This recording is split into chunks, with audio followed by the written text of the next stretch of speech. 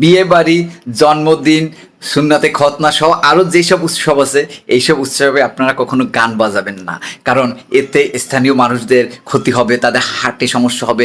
এছাড়া ইসলামে কিন্তু গান বাজনা হারাম। কি করবেন বলেন তো? এই যে বিয়ের অনুষ্ঠানে গিয়ে নীরব নাচবেন, নীরব আনন্দ করবেন, কিংবা মিস্টার বিনকে আপনি ফলো করতে পারেন। যদি মিস্টার বিনকে যদি আপনারা ফলো করতে পারেন তাহলে আপনাদের কিন্তু এখানে একদম সহজ সমাধান। আর আপনারা ইসলামিক গান মানে ইসলামিক নিয়মে চলবেন, আর এক্স্যাক্টলি হলো যে সূরা পড়বেন, কোরআন শরীফ পড়বেন, ইসলামিক গান গাবেন, সেটা সম্ভবত গান বাজনা হারামের ভিতরে পড়ে না। আর দ্বিতীয় হলো যে বিয়ের অনুষ্ঠানে ভাই কিসের এত আনন্দ? বিয়ে তো বিয়েই, সুন্নাতে খতনা, জন্মদিন, এই জিনিসগুলোতে ভাই কান্না করবেন, মরার বাড়ির মতো কান্না করবেন, আস্তে আস্তে করে, তাতে সাউন্ড দূষিত হবে না, আর মানুষের হার্টের সমস্যাও হবে না।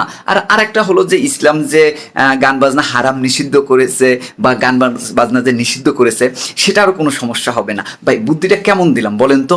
এই বুদ্ধি যদি আপনারা নেন তাহলে আপনাদের জন্য অনেক অনেক ভালো একটা মানে অপরচুনিটি আছে, যাতে হলো আপনারা হার্টের সমস্যায় ভুগবেন না, পরকালে আপনারা জান্নাত পাবেন, সেখানে ভেস্ত পাবেন। তো এই সবগুলো যদি আপনারা যদি এই বিয়ে, সুন্নাতে খতনা, জন্মদিনের অনুষ্ঠানে যদি গান বাজনাগুলো না করেন তাহলে কিন্তু এগুলো আপনি একদম সহজে পেয়ে যাচ্ছেন। আপনি মানে বিয়ের অনুষ্ঠানে গান বাজনার পরিবর্তে আপনি বোবা ড্যান্স করবেন, বোবা ড্যান্সও করা লাগবে না, আপনি মিস্টার বিনের মতো ইউজ করতে পারেন, কিংবা আপনি সূরা, কোরআন শরীফ বা এইগুলোই পড়তে পারেন। তো এছাড়া তো আর গান বাজনা করে কোনো লাভ আছে, কোনো আছে? আপনি গান বাজনা করলে আরও মানুষের হার্ট সমস্যা হয়ে যায়, পরকালে আপনি পাবেন না।